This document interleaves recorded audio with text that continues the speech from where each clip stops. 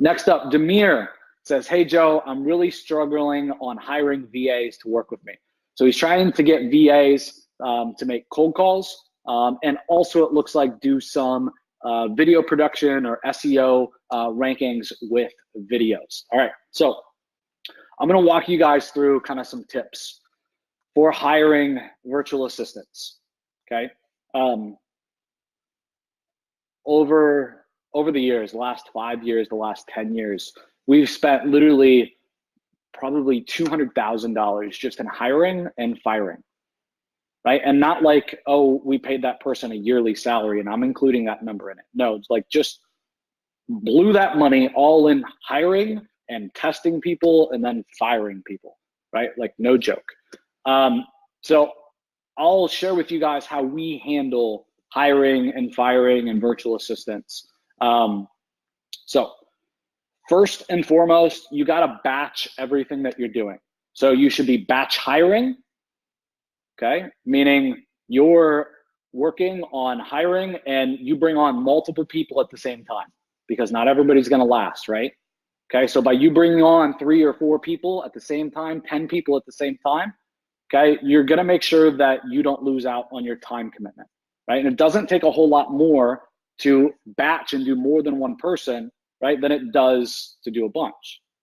So you wanna batch hire, you wanna batch test, okay? We always test, give them a little test project, have them go do it, 30 minutes or less. If they can't follow your test project and they can't complete it, guess what? They don't get to qualify for the job, right? Batch fire the people, okay? You should be spending your time, first off, creating the systems to do what I just set up above, right? Batch hire, batch test, batch fire. How do you do that? Okay, how do you do that with efficiency? And then how do you hand it off to somebody else to run with for you? Okay, and how do they do that with efficiency? Okay, and then secondarily, right, how do you train people, right? What's the system and what's the process that you're gonna use to train somebody? Those are the 2 places that you have to spend your time, okay? The only 2. If you spend them everywhere else, trust me when I say, you're just gonna be like drowning, okay? Because what happens when you go put out an ad for a job? You get a ton of applicants, right? It's like, boom, 40 applicants, 50 applicants. I put out a job post for a designer a couple weeks ago, very near and dear to my heart, 60 applications in 24 hours, okay? I knew it was coming, I've done this before, so guess what? I batch it, okay? Here's a test project for you. Give them a test project, okay? If they didn't follow the basic instructions, they don't even get a chance to talk with me or to apply for the job, okay?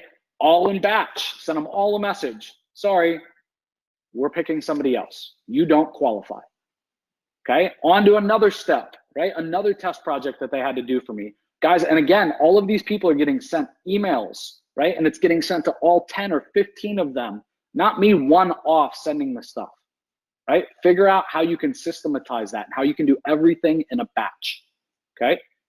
And leave the rest for everybody else, right?